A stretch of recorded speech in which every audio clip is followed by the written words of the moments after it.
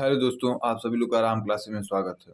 दोस्तों आज हम लोग पढ़ने वाले हैं कक्षा 10 की गणित चैप्टर 4 द्विघात समीकरण। तो दोस्तों आज जानेंगे हम लोग द्विघात समीकरण होता क्या है और इसके कुछ हम लोग क्वेश्चन भी सॉल्व करेंगे।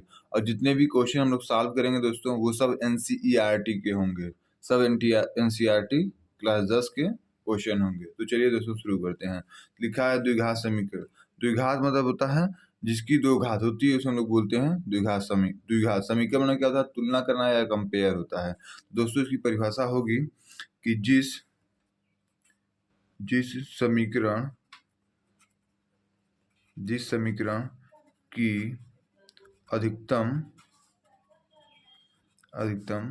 घात 2 हो उसे द्विघात समीकरण कहते हैं। तो दोस्तों क्या लिखे हैं, जिस समीकरण की अधिकतम घात 2 हो उसे हम लोग क्या बोलते हैं, द्विघात समीकरण। तो मतलब जिस समीकरण में घात 2 हो उसे हम लोग क्या बोलते हैं, द्विघात समीकरण। इसका व्यापक रूप देख लेते हैं। व्यापक रूप बराबर ax² plus bx plus c बराबर 0। तो यहाँ पे देखिए, तो यहाँ पे घात कितनी है, सबसे बड़ी 2, तो इसको क्या बोलेंगे, द्विघात समीकरण। ऐसा जहाँ भी दिखे उसे हम लोग क्या बोलेंगे, द्विघात समीकरण। अब दोस्तों इसका कुछ एग्जाम्पल भी देख लीजिए।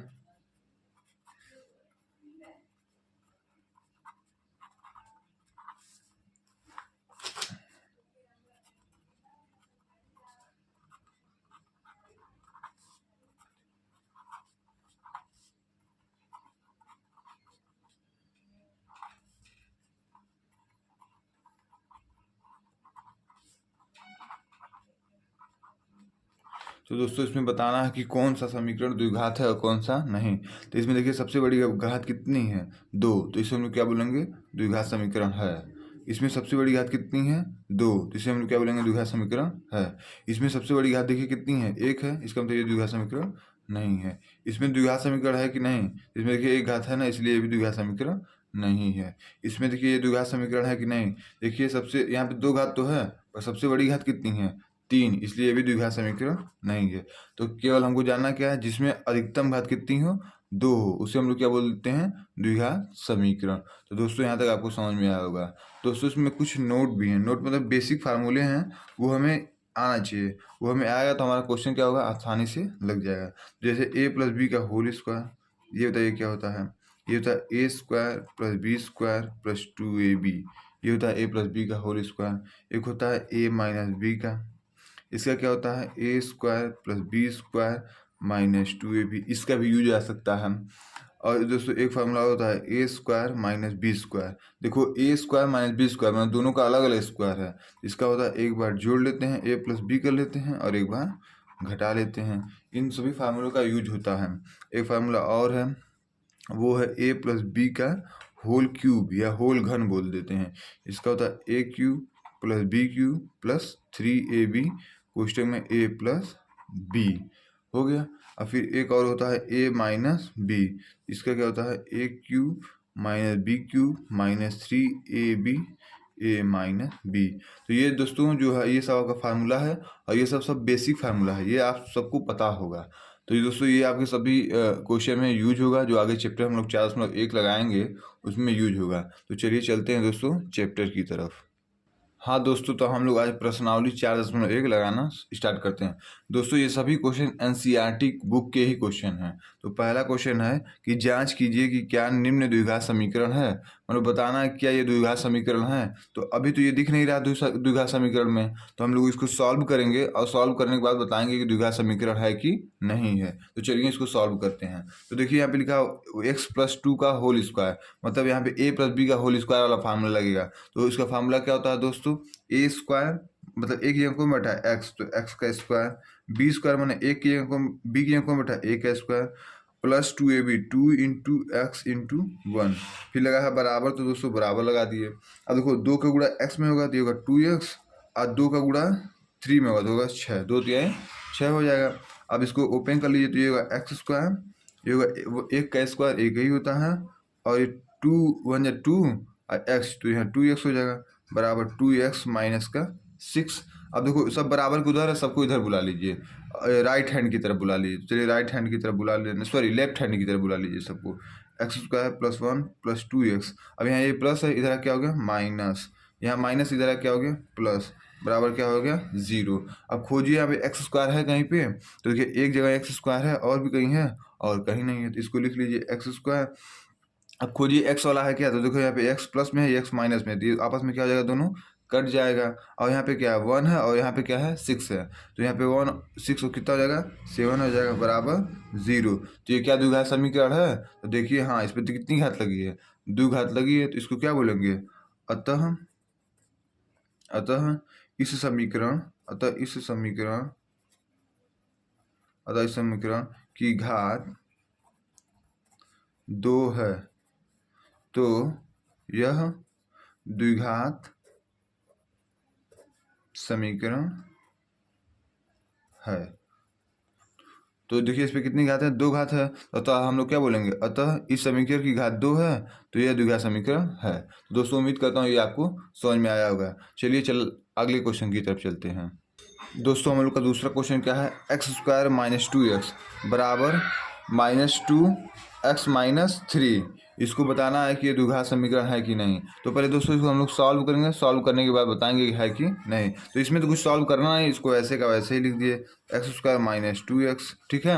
अब देखिए इन दोनों के बीच में कोई चिन्ह है ही नहीं, तो गुणा करना पड़ेगा। इस 2 का गुणा 3 में होगा तो 2 3 जा 6 हो जाएगा, माइनस यहाँ पे लगा तो -6 लगा दीजिए, माइनस और माइनस क्या हो जाएगा प्लस 2x हो जाएगा, हो गया ना। आप सबको इधर बुला लीजिए, लेफ्ट हैंड की तरफ बुला लीजिए। तो चलिए बुला लेते हैं, एक्स स्क्वायर माइनस 2x, यहाँ -6 से इधर आ क्या होगा +6 हो जाएगा, ये प्लस का 2x इधर आ क्या होगा माइनस का 2x बराबर क्या हो जाएगा 0 हो जाएगा।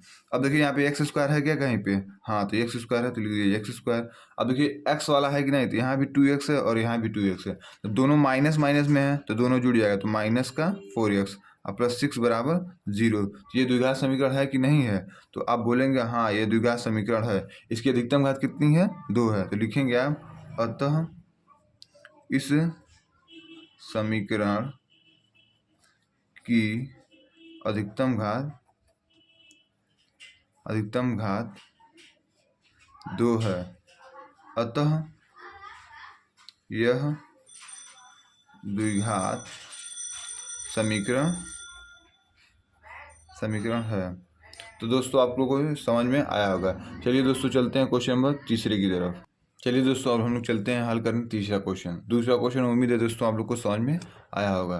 तो दोस्तों जो हम लोग का तीसरा क्वेश्चन है वो ये है, x-2 इंटू माने गुणा x+1 बराबर x-1 x+3। तो इन दोनों का आपस में क्या करना है, गुणा करना है। तो चलिए, तो x का गुणा बारी बारी से इन दोनों में करेगा, फिर 1 का गुणा इन दोनों में बारी बारी से करेगा। तो x गुणे x क्या होगा एक्स स्क्वायर हो जाएगा, x गुणे 2 क्या होगा माइनस का 2x होगा, फिर x गुणे 1 क्या होगा माइनस प्लस का x हो जाएगा, और 1 × 2 क्या होगा माइनस का 2 बराबर एक्स गुणे एक्स क्या होगा एक्स स्क्वायर हो जाएगा, एक्स गुणे एक क्या होगा माइनस एक्स हो जाएगा, 3 गुणे एक्स क्या होगा प्लस का 3x हो जाएगा, 3 गुणे क्या होगा माइनस का 3। ये दोस्तों गुणा हो गया। अब देखो एक्स स्क्वायर है क्या कहीं पे नहीं है, तो इसको लिख लो एक्स स्क्वायर। देखो 2x है माइनस का और 1x है प्लस का, तो 2 में से 1 को घटा दो तो -1x -2 बराबर यहाँ पे एक्स स्क्वायर हो जाएगा। ये 3 में से 1 को घटा दो तो प्लस का 2x हो जाएगा और -3।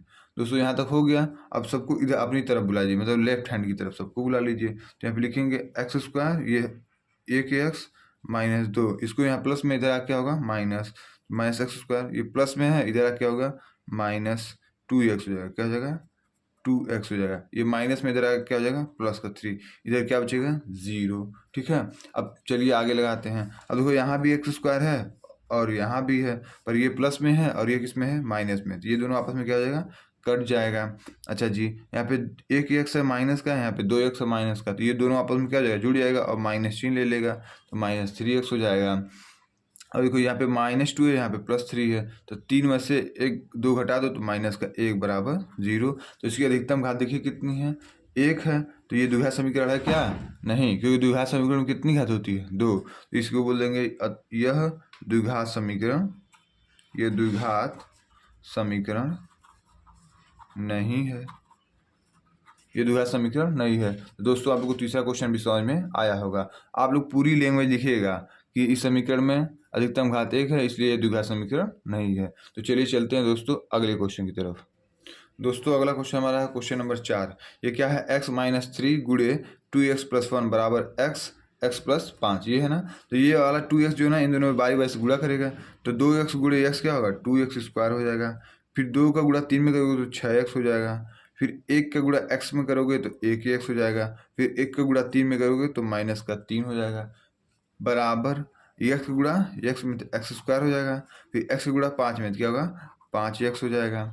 ठीक, अब सबको राइट हैंड की तरफ, लेफ्ट हैंड की तरफ बुला लीजिए, तो क्या हो जाएगा, x² माइनस, ये देखो 6 में से इसको घटा दो कितना हो जाएगा, 5x हो जाएगा, और -3 बराबर x² प्लस 5x। अब सबको अपनी तरफ बुला लीजिए, तो 2x² माइनस का 5x -3। अब इधर x² प्लस में इधर क्या हो जाएगा, माइनस में, तो -x²। यहाँ 5 प्लस में इधर क्या हो गया, -5x बराबर 0। अब खोजिए तो x² कहाँ कहाँ है, यहाँ पे 2 है, यहाँ पे 1 है, तो 2 में से 1 घटा दो तो कितना बचेगा, 1x²। यहाँ पे 5 माइनस का है, यहाँ 5 माइनस का है, तो 5 5 माइनस का 10x। यहाँ 3 माइनस का है और कहीं अंक है ही नहीं, तो -3 बराबर 0। तो इसकी अधिकतम घात देखिए कितनी है, 2 है। तो ये क्या होगा, जिसके अधिकतम घात 2 उसको हम लोग क्या बोलते हैं, द्विघात समीकरण। तो बोल सकते हैं यह द्विघात समीकरण है, यह द्विघात समीकरण है। दोस्तों उम्मीद करता हूँ आपको चौथा क्वेश्चन भी समझ में आया होगा। तो चलिए दोस्तों चलते हैं अगले क्वेश्चन की तरफ। तो दोस्तों चलिए हम लोग लगाते हैं पांचवा क्वेश्चन। पांचवा क्वेश्चन हमारा क्या है, 2x-1 गुणे x-3 बराबर x+5 गुणे x-3। मतलब ये x का गुणा इन दोनों में बारी बारी से, फिर ये 3 का गुणा इन दोनों में बारी बारी से। तो चलिए x का गुणा इस 2x में करते हैं, तो x गुणे 2x कितना हो जाएगा, 2x² हो जाएगा। x का गुणा 1 में करो तो -x हो जाएगा। फिर ये 3 का गुणा इस x 2 में करो तो 3 दूना -6x हो जाएगा। और ये फिर 3 का गुणा 1 में करो तो -3 हो जाएगा, बराबर इसी x का गुणा इस x में करो तो कितना होगा, x² होगा। इस x का गुणा इस 5 में करो तो क्या होगा, 5x हो जाएगा। इस 1 का गुणा इस x में करो तो -x हो जाएगा। इस 1 का गुणा इस 5 में करो तो -5 हो जाएगा। अब इसमें हल करना है, इसमें यहाँ से यहाँ तक में हल करिए पहले। तो x² कहीं है यहाँ पे, नहीं, तो लिख दो 2x²। वो यहाँ पे 1x है, यहाँ पे 6x है, तो दोनों मिला कितना होगा, 7x हो जाएगा।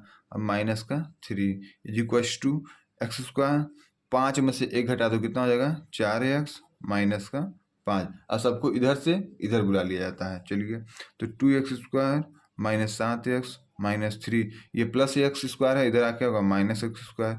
ये 4 प्लस में, इधर आके होगा माइनस में। ये 5 प्लस माइनस में, इधर क्या होगा, प्लस में। बचेगा क्या इधर, 0। ठीक है, अब चलिए x² ढूंढिए पहले। x² यहाँ है और x² यहाँ है। यहाँ पे 2 है, यहाँ पे 1 है, तो 2 में से 1 घटाओ तो 1 x² बच जाएगा।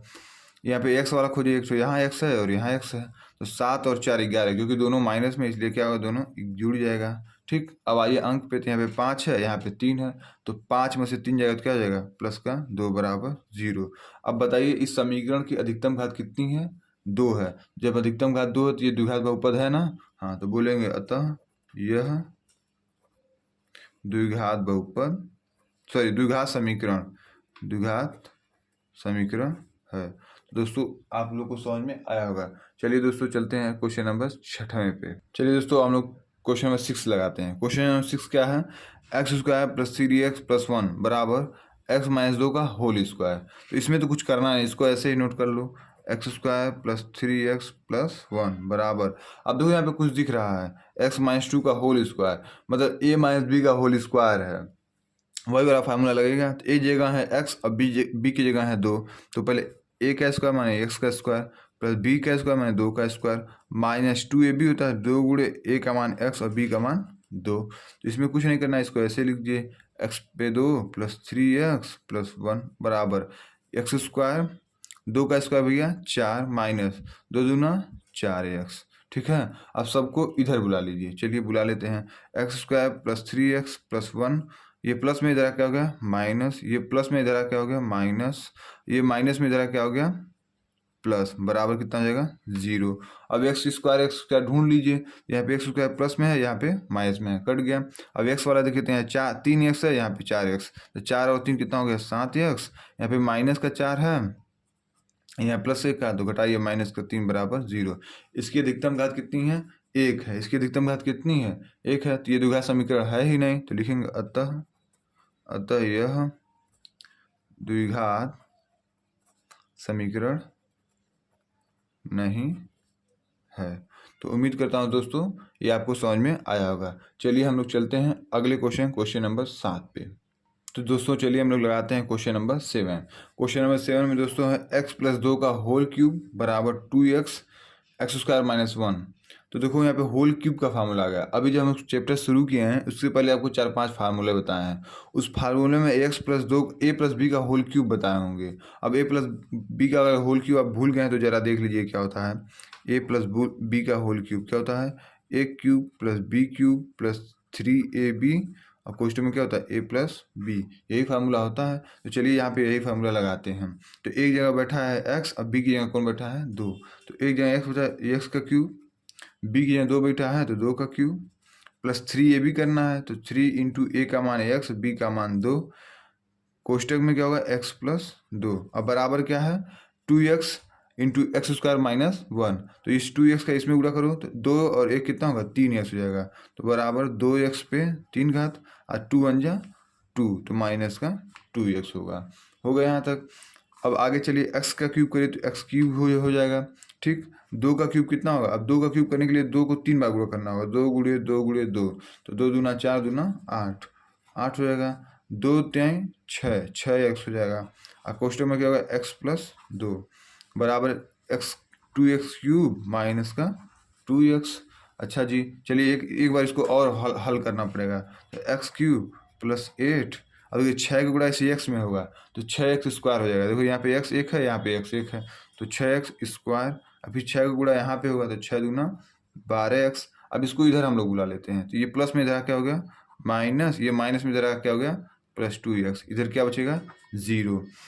अब खोजिए तो 3 घात वाला कहाँ कहाँ है, एक यहाँ पे है और खोजते चलो एक यहाँ पे है, ये माइनस में है और ये प्लस में है, तो दो से एक जगह तो क्या बचेगा एक एक्स पे क्यूब बचेगा। अब एक्स स्क्वायर वाला खोजिए तो अकेला ही है और कोई तो एक्स स्क्वायर है नहीं, तो लिख दो 6x स्क्वायर। फिर एक्स वाला खोजो तो यहाँ पे 12 है, यहाँ पे 2, तो 12 और 2 कितना हो जाएगा 14x। अब केवल अकेला तो कितना है 8 है, बराबर 0। अब देखना है कि इस समीकरण में सबसे बड़ी घात कितनी है। सबसे बड़ी घात कितनी है यहाँ पे 3 है, हमको द्विघात समीकरण में सबसे बड़ी घात कितनी चाहिए 2, इसलिए ये क्या हो जाएगा ये द्विघात समीकरण नहीं है। तो लिखेंगे अतः यह द्विघात समीकरण नहीं है।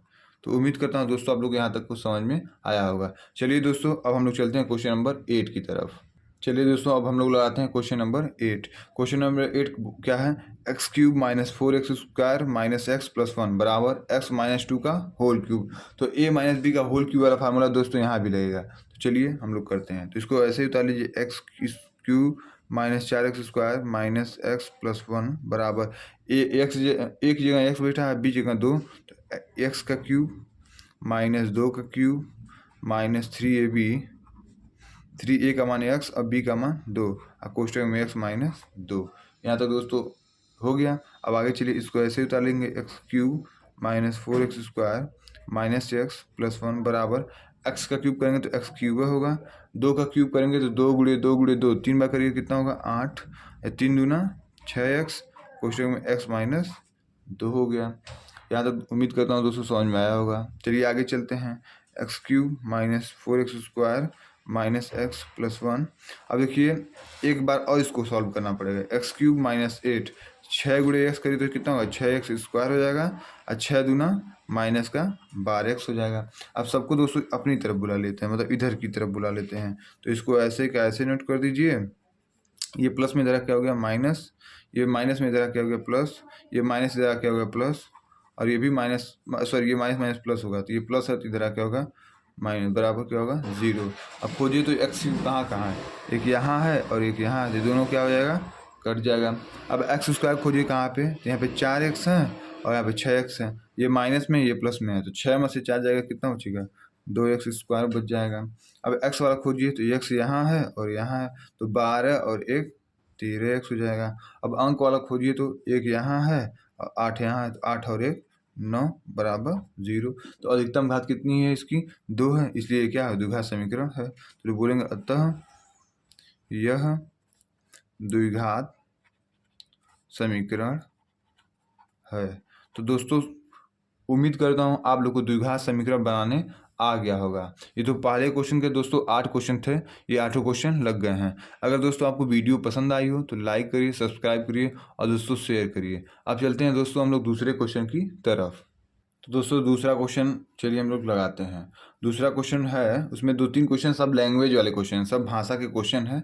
तो पहले देखिए क्या बोलता है, निम्नलिखित स्थितियों को द्विघात समीकरण के रूप में निरूपित कीजिए। तो हमको कैसा, जो क्वेश्चन हमको आगे नीचे दिया हुआ है उसको हम लोग कैसे लिखना है? द्विघात समीकरण के रूप में, मतलब जिसकी घात 2 है उसके रूप में लिखना है। तो चलिए चलते हैं हम लोग पहले क्वेश्चन की तरफ। क्वेश्चन वो पहला बोल रहा है, एक आयताकार भूखंड का क्षेत्रफल 528 मीटर है। कोई आयताकार भूखंड है जिसका क्षेत्रफल कितना है? 528 है। क्षेत्रफल की लंबाई चौड़ाई दुगुने से एक अधिक है। लंबाई है ना, लंबाई जो है ना वो चौड़ाई से दुगुना, मतलब 2 गुना से एक अधिक है। हमें भूखंड की लंबाई और चौड़ाई ज्ञात करना है। तो हमें क्या ज्ञात करना है? लंबाई और चौड़ाई। तो क्वेश्चन को एक बार और ध्यान से सुनिए। एक आयताकार भूखंड, क्या है? आयताकार भूखंड। ये आयताकार जो है ना भूखंड है जिसका क्षेत्रफल आपको दिया गया है, कितना दिया है? 528 मीटर स्क्वायर दिया गया है, ठीक है।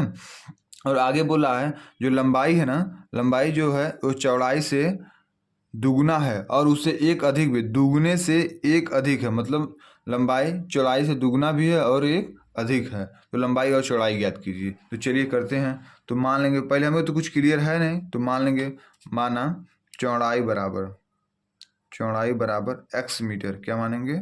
चौड़ाई बराबर x मीटर। और लंबाई भी मान लेंगे। उसके बाद लंबाई कितनी है भैया? लंबाई चौड़ाई से कितनी गुनी है? 2 गुनी है। और कितनी अधिक है? 1 अधिक है। देखिए, 2 गुना करने के लिए गुणा करते हैं, अधिक के लिए जोड़ते हैं। तो ये हो गया 2 गुनी हो गया, मीटर हो गया। आप लोगों को क्षेत्रफल भी दिया है, भूखंड का क्षेत्रफल दिया है ना। और क्षेत्रफल बराबर कितना दिया है हम लोग को? जरा बताइएगा। क्षेत्रफल देखिए दिया है 528 मीटर स्क्वायर। कितना दिया है? 528 मीटर स्क्वायर। ये हमको क्षेत्रफल दिया है। अब हमको क्या निकालना है? लंबाई और चौड़ाई निकालनी है। तो चलिए हम लोग निकालते हैं लंबाई और चौड़ाई। तो कुछ हमें पता है, हम जानते हैं कि अब हम जानते हैं कि यहाँ जानेंगे। अब क्षेत्रफल बराबर होता क्या है? क्षेत्रफल बराबर होता है लंबाई गुणे चौड़ाई। सबको पता है कि क्षेत्रफल बराबर क्या होता है? लंबाई गुणे चौड़ाई। अच्छा, क्षेत्रफल कितना दिया है हम लोग को? 528 दिया है। और लंबाई कितना दिया हुआ हम लोग को? लंबाई दिया है कितना? 2x+1 दिया है। और चौड़ाई कितना दिया है? गुणे चौड़ाई कितना दिया है? x दिया है। यहाँ तक तो हमें पता है। चलिए अब गुणा कर लेते हैं यहाँ पे। तो 528 बराबर x का गुणा इस 2x में करेंगे तो कितना होगा? 2x² और x गुणा 1 में करेंगे तो क्या होगा? x हो जाएगा, ठीक है। यहाँ तक उम्मीद करता हूँ दोस्तों आप लोग को समझ में आया होगा। अब 528 यहाँ प्लस में, इधर भी क्या हो जाएगा? माइनस में। तो यहाँ बचेगा क्या? 0 बराबर 2x² + 28 माइनस, यहाँ देखिए 2x² + x माइनस 528 हो गया। अब दोस्तों यहाँ तक उम्मीद करता हूँ आपको समझ में आया होगा। तो दोस्तों यहाँ तक आपको समझ में आया होगा। चलिए हम इसको अच्छे से लिख लेते हैं। तो इसको 2x² + x माइनस 528 बराबर 0। ये हो गया हमारा द्विघात समीकरण बन गया कि नहीं? देखिए यहाँ पे कितनी घात है? 2 घात है। द्विघात समीकरण को हमारा बन गया। हमसे कहा था द्विघात समीकरण बताइए। तो दोस्तों उम्मीद करता हूँ ये क्वेश्चन आपको समझ में आया होगा। चलिए क्वेश्चन एक बार और देख लेते हैं। देखो बोला है एक आयताकार भूखंड का क्षेत्रफल कितना है? 528 है। 528 है। इसकी लंबाई जो है ना वो चौड़ाई से कितनी है? 2 गुनी है और 1 अधिक है।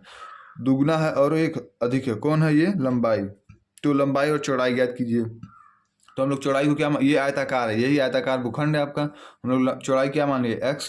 लंबाई क्या है? 2 गुनी है तो 2 गुना कर दिए। और कितनी अधिक है? 1 अधिक है तो +1 कर दिए। और क्षेत्रफल हमको कितना दिया है? 528 दिया, तो 528 लिख दिए। अब हम जानते हैं कि क्षेत्रफल बराबर क्या होता है? लंबाई गुणे चौड़ाई। क्षेत्रफल का मान पता है 528, लंबाई कितना है? 2x+1 और चौड़ाई कितनी है? x, ठीक है।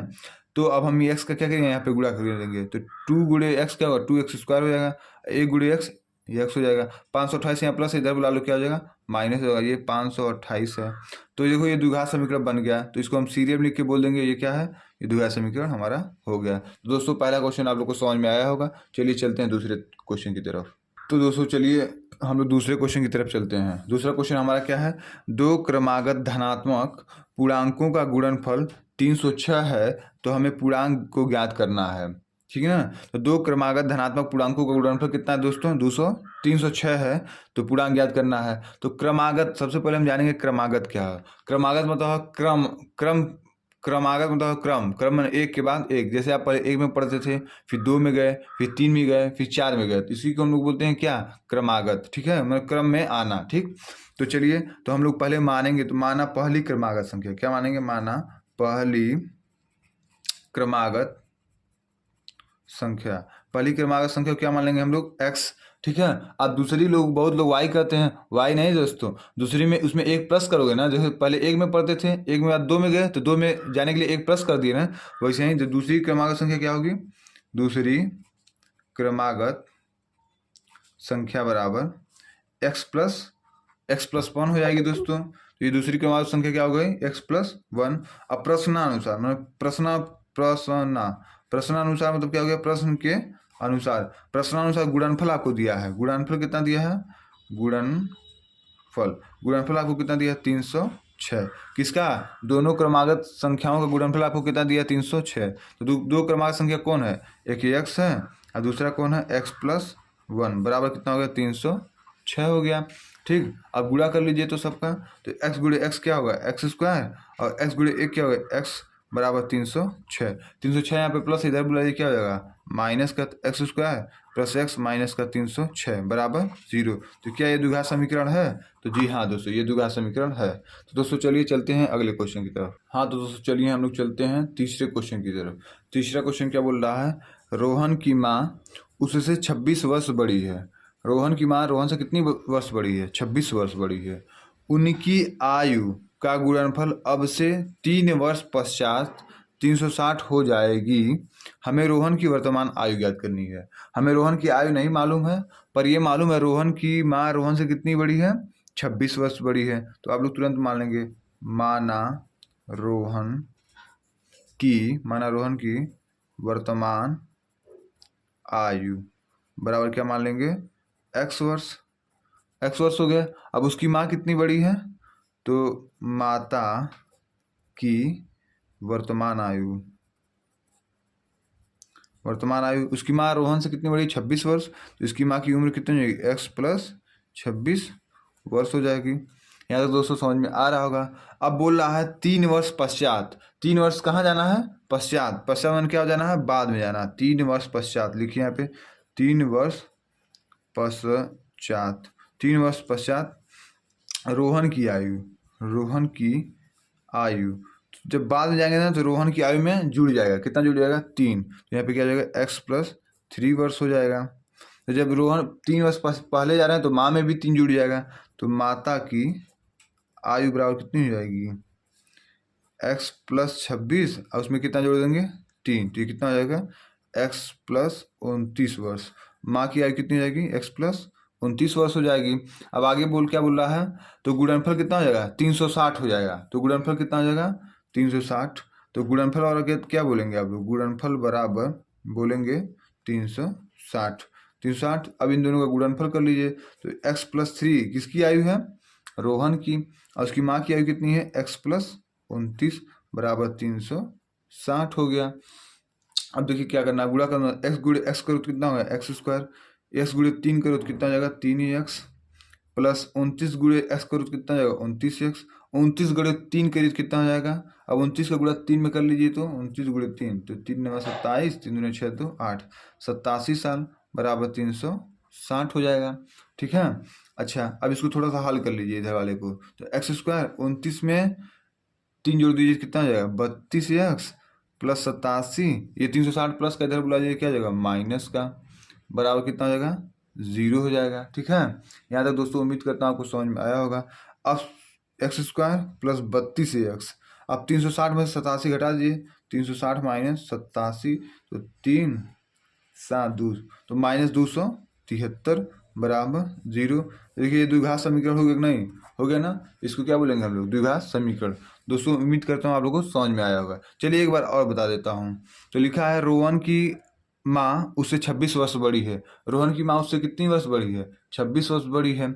उनकी आयु का गुणनफल अब से 3 वर्ष पश्चात 360 हो जाएगा। 3 वर्ष पश्चात उसकी माँ का आयु कितना हो जाएगा, 360 में गुणनफल हो जाएगा। उन दोनों का गुणनफल कितना हो जाएगा, 360। हमें रोहन की वर्तमान आयु बताना है, तो हम लोग मान लेंगे, माना रोहन की वर्तमान आयु x वर्ष है। अब माता की आयु क्या मान लेंगे, x + 26, क्योंकि उसकी माँ 26 वर्ष बड़ी है। अब कितने वर्ष पश्चात बोला है, 3 वर्ष। 3 वर्ष पश्चात, तो 3 वर्ष इसमें क्या होगा, जुड़ जाएगा, किसमें, रोहन की आयु में। फिर उसकी माँ की आयु में भी 3 वर्ष जुड़ जाएगा, तो x + 29 हो जाएगा।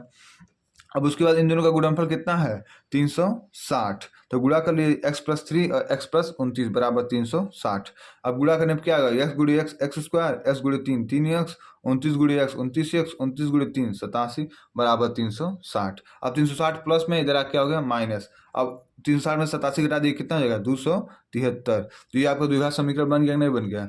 तो दोस्तों आपको तीसरा क्वेश्चन भी समझ में आया होगा। तो दोस्तों आपको जो चौथा क्वेश्चन है किताब का 4.1 का जो चौथा क्वेश्चन है वो आपका होमवर्क रहेगा। इसको सॉल्व करके कमेंट में आंसर बताइएगा। दोस्तों अगर वीडियो अच्छी लगी हो तो लाइक करिए, सब्सक्राइब करिए, शेयर करिए।